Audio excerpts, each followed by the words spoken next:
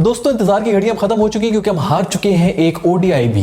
इससे पहले जो है रेड बॉल के ऊपर भी हम हारने की आदत तो हमें पड़ चुकी थी होम ग्राउंड्स के ऊपर, लेकिन अब व्हाइट बॉल की भी लगता है कि आदत डालनी पड़ेगी क्योंकि एक सीरीज हो चुकी है बराबर और अगले मैच के अंदर कुछ भी हो सकता है। न्यूजीलैंड पूरी तरह से जीत भी सकता है। दूसरी तरफ मैं ये भी बात करना चाहूंगा कि जो पिचेस हमने रेड बॉल के ऊपर बनानी थी कि टर्न हो, ये हो, वो हो, कोई रिजल्ट हो, वो अब हम व्हाइट बॉल के अंदर बनाना शुरू कर दिया है हमने।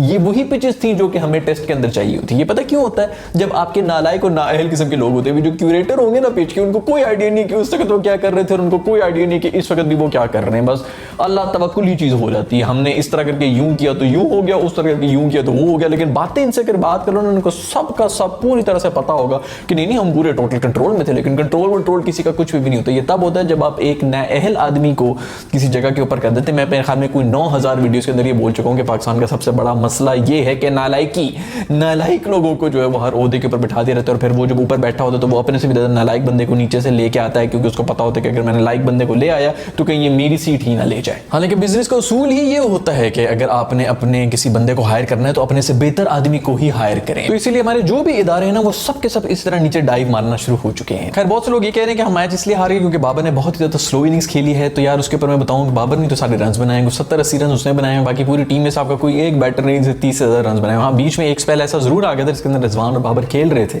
उस वक्त हमारी जो है वो 4 रन के ऊपर भी हम लोग नहीं जा रहे थे, उससे भी नीचे जा रहे थे। शेल में जाते ऐसे गए कि उसके बाद आउट भी होना शुरू हो गया। मेरे ख्याल में वो सोच ही रहे थे कि अभी हम किसी तरह इसको स्पेन को काउंटर कर लेंगे, उसके बाद आगे जाके हम जो है स्पीड अप भी कर लेंगे। लेकिन वो स्पीड कभी आ नहीं सकी क्योंकि दूसरे एंड के ऊपर कोई खड़ा ही नहीं रहा। और फिर यही होता है जब आपके दूसरे एंड पे कोई नहीं होता तो फिर आप इसी तरह हार जाते। लेकिन बाबर ने फिर भी एंड में कोई हमें 70-80 की तो स्ट्राइक रेट रखी हुई थी और वही चाहिए थी इस मैच को जीतने के लिए, क्योंकि स्कोर भी तो 260 ही करना था ना। खैर वैसे भी एक बंदे की गेम नहीं होती। जो क्रिकेट का मैच होता है ये 11 लोगों की टीम होती है और सब ने कुछ ना कुछ बीच में पार्टिसिपेशन करनी होती है। यही नहीं कि बस बाकी जो है वो सब बहने बन के जो है कभी मेहंदी लगा के बैट पकड़ने के लिए आ जाते हैं। आज तो इन्होंने पैरों में भी मेहंदियां लगाई हुई थी हमारे। मेरे ख्याल में कोई 2 तो रन आउट हुए हैं। रन आउट से हमारी जान कब छूटेगी यार। खैर नवाज ने बहुत ही अच्छी बॉलिंग की, उन्होंने हमारे कम बैक करा दिया। इसकी वजह से इनके स्कोर जो 260 के ऊपर आ गए। मैं 180 के ऊपर एक आउट था उनका न्यूजीलैंड वालों का और 260 के ऊपर जाके ऑल आउट हो गए थे। मुझे लग रहा है कि हमारी जो बेहतरीन किस्म की बॉलिंग थी ना स्पिन की, ये थोड़ी सी लेट हुई है।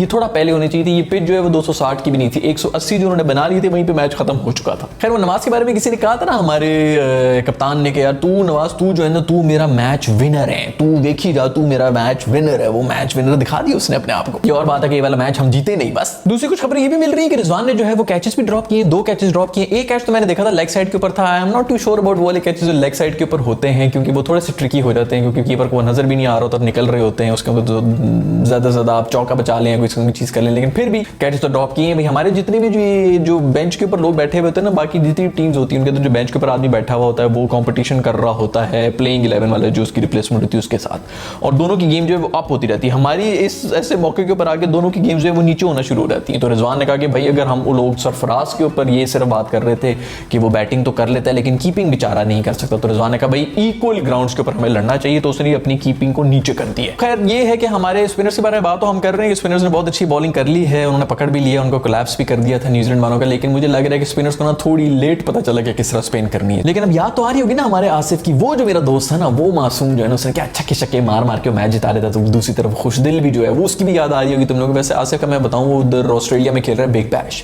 और अभी पिछले दिन उसका एक मैच हो रहा था जिसके अंदर उनकी टीम को 3 रन चाहिए थे, 7 आउट थे, उनके 11 बॉल्स पीछे पड़ी हुई थी। उन्होंने बस आराम से जो है वो मैच फिनिश कर लेता, लेकिन नहीं भाई ने वो नहीं किया। भाई ने अपने शॉट खेल के अपना कैच दे दिया और आउट हो गए। बात आ गई टेल एंडर्स के ऊपर। टेल एंडर भी जो है वो स्ट्रगल करना शुरू हो गए। इनसाइड एज के रन ले लेके उन्होंने जो 3 रन पूरे किए और इस तरह वो मैच जीत गए। तो आपने कभी सुना है कि कमेंटेटर जो है वो ऑस्ट्रेलियन टीम्स के बारे में इस तरह कह रहे होंगे कि पैनिक क्रिएट हो गया और बहुत ही कंफ्यूज्ड किस्म की हरकतों में आए हुए हैं? वो सिर्फ इसीलिए आए हैं क्योंकि एक पाकिस्तानी प्लेयर उधर बैठा हुआ था। आसिफ भाई ने हमारी रिवायतों को बरकरार रखते हुए उनको भी बता दिया कि लास्ट मिनट में पैनिक किस तरह होता है, इंटरेस्ट कैसे डेवलप हो जाता है एक गेम के अंदर। खैर कुछ और खबरें भी आ रही है मिकी आर्थर के बारे में कि वो हमारे कोच नहीं बन सकेंगे, जिनके बारे में बड़ी उम्मीद थी कि वो हमारी टीम को कोच करना चाहेंगे। लेकिन उनकी खबरें ये आ रही है कि मेरे ख्याल में वो काउंटी किसी कॉन्ट्रैक्ट के अंदर है जिसको वो छोड़ नहीं सकते और पाकिस्तानी टीम को ज्वाइन नहीं कर सकते।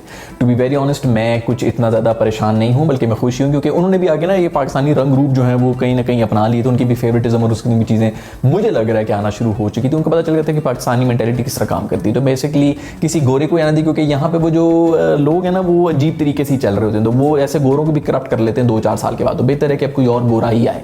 लेकिन मिकी आर्थर के ना आने के ऊपर सबसे ज़्यादा खुश होगा मेरा दोस्त अक्कू। क्योंकि अक्कू की उससे एक आंख नहीं, जिस तरह वो सास और बहू होती है ना आपस में जो है वो एक दूसरे को एक आंख नहीं भाती है, उसी तरह इन दोनों की भी सिचुएशन थी। तो अभी मैं बहुत खुश हूँ कि मेरे अक्कू जो है उसकी दुआएं लग रही हैं भाई, ये जो पूरे रास्ते है ना वो मेरा अक्कू जो है वही उसके लिए खोल रहे हैं। दूसरी तो मुझे ये भी लग रहा है कि जो कुदरत का निजाम है वो मेरे दोस्त सकलैन भाई के लिए खोल रहा है। उन्होंने भी जो है वो अब हंस रहे होंगे कोने में बैठे हुए और लोग गोरों को कोई गोरा ही नहीं आ रहा है। खैर इस सब के अलावा इंडिया के भी जो है वो ओडीआई हो चुका है, जिसके अंदर इंडिया ने 370 रन मारे हैं श्रीलंका को। यार मतलब कोई थोड़ा यार कोई छोटा मोटा बना कोई इंटरेस्ट करने वाला तो काम करता है ना, कोई 270 वगैरह होते तो मजा भी आता देखने के लिए। 370 वो बेचारे कब बनाए हैं उन्होंने। एक तो उनकी टीम छोटी, ऊपर से तुम लोग बड़े बड़े लड़कों को ले आते हो उनसे खेलने के लिए, ऊपर से 370 रन मार दिए। लेकिन जो सबसे बेहतरीन उसके अंदर किसी ने इनिंग्स खेली है तो मेरा दोस्त king Kohli is back to back 2 ODIs के अंदर उसने 2 सेंचुरीज मार दी हैं।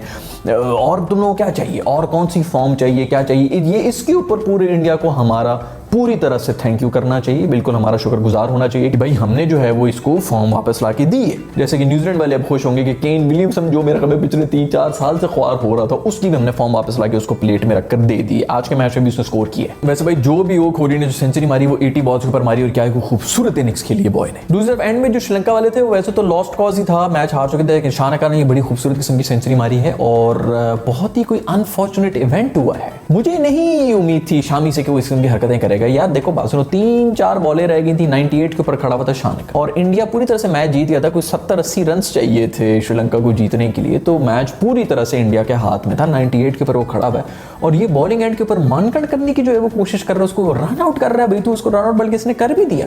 वो तो शुक्र है कि रोहित शर्मा ने अपील ही विड्रॉ कर ली। उसने कहा कि भाई ये इस किस्म की बकवासियत हम नहीं कर सकते। आप लोगों को नहीं पता कि रोहित शर्मा ने कितनी बड़ी ये हरकत की है, क्योंकि ये इतनी गिरी हुई हरकत थी कि ये इंडिया के लिए बहुत ही बड़ा प्रॉब्लम बन सकता था कि यार ये किस किस्म की गेम हो रही है।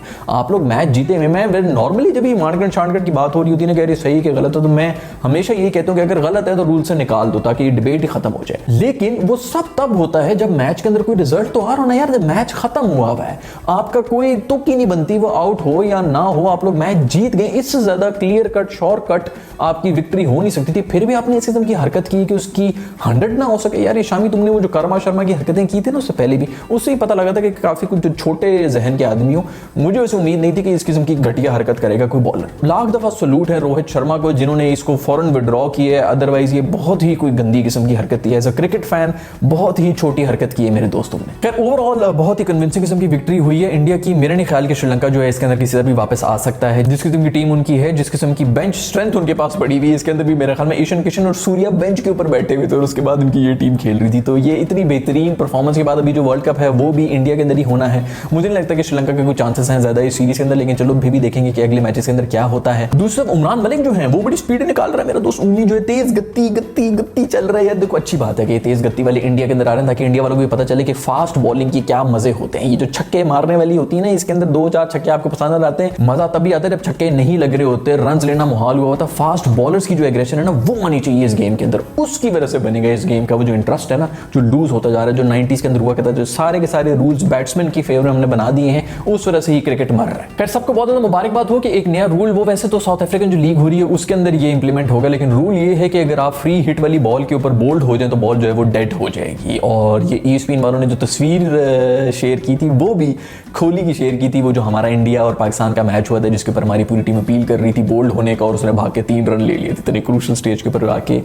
खैर जो भी हो, मेरा ख्याल में तो ये बहुत ही बकवास रूल है। ठीक है उस वक्त हमें पता होना चाहिए था रूल क्या है, एंड पूरी के पूरे नंबर जो वो कोहली को जाते हैं कि मैच अवेयरनेस उसके अंदर थी, उसको पता था कि मैं इसके ऊपर रन बना सकता हूँ। लेकिन ये जो रूल है बहुत ही बकवास और बहुत ही घटिया रूल है यार। मतलब अगर आप बोल्ड हो रहे हैं तो कम से कम बॉल तो डेड करो ना, इससे तो बेहतर है कि बंदा फिर शॉट ही ना खेले। यहाँ तक ही मैं करूंगा इस वीडियो के अंदर बात, और आप लोगों से मिलूंगा नेक्स्ट ODI के बाद। हमें इंडिया और श्रीलंका के जो मैच वो भी कल होने वाले या फ्राइडे को दोनों मैचेस होने, जो भी होने हमारा तो फाइनल होगा। आप लोगों का मुझे नहीं पता, इनके मेरे ख्याल में फाइनल हो जाएगा, इंडिया जीत जाएगा और जीत जाएंगे। अगर आप लोगों ने अभी तक CB आर्मी का हिस्सा नहीं बने हुए हैं तो यार यहाँ पर मैं अपना एक शक्ल का गोलू दे रहा हूँ, इसको छू लें। यहाँ पर मैं कॉमेडी की प्लेलिस्ट दे रहा हूँ, यहाँ पर मैं रिवाइंड के एपिसोड की प्लेलिस्ट दे रहा हूँ। आप लोगों से मिलूंगा मैं नेक्स्ट वीडियो में, तब तक के लिए अपना ख्याल रखिएगा।